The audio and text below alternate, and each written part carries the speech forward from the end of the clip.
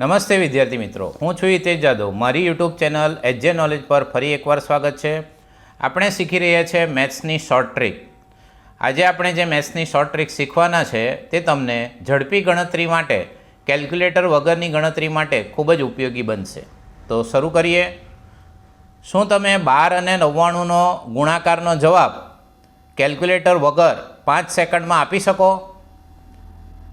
જો તમે આ ટ્રીક જાણશો તો કેલ્ક્યુલેટરની તમને જરૂર પડવાની નથી। તો શીખીએ આ ટ્રીક શું છે તે।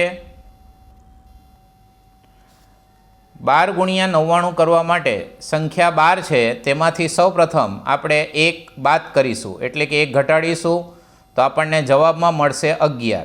12માંથી 1 બાદ કરતાં આપણને મળે છે 11। હવે આ જવાબ 11ને 99માંથી આપણે બાદ કરીશું તો 99માંથી 11 બાદ કરતાં બાદબાકીનો જવાબ આવે છે 88। હવે આ બંને જવાબને આપણે જોડીએ એટલે કે 1 1 8 8 તો આ થઈ ગયો આપણો જવાબ, એટલે કે 12 ગુણ્યા 99 એનો જવાબ થશે 1188। બીજી સંખ્યા લઈએ 64 ગુણ્યા 99। 64ને 99 સાથે ગુણવાનું છે તો સૌપ્રથમ આપણે 64માંથી 1 બાદ કરીશું, એટલે કે 64માંથી 1 ઘટાડીશું તો આપણને જવાબમાં મળશે 63।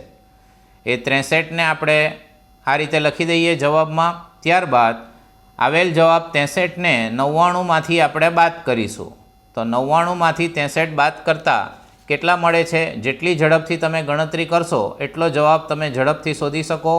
બાદબાકી થશે 36। એ 36ને આપણે જવાબમાં આ રીતે પાછળ મૂકીશું તો આપણો જવાબ તૈયાર થઈ ગયો 6336। એટલે 64 ગુણ્યા 99 બરાબર થશે 6336, એટલે કે 6336। આગળ બીજી એક સંખ્યા લઈએ 87 ગુણ્યા 99।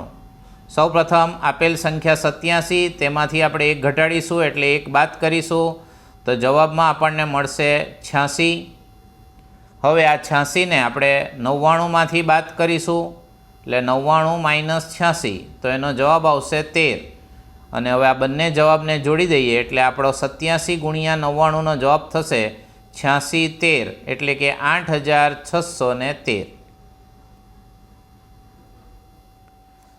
આગળ બીજી સંખ્યા લઈએ 58 ગુણ્યા 99। તો સૌપ્રથમ 58માંથી આપણે 1ને બાદ કરીશું તો 58માંથી 1 બાદ કરતાં આપણને જવાબમાં મળશે 57।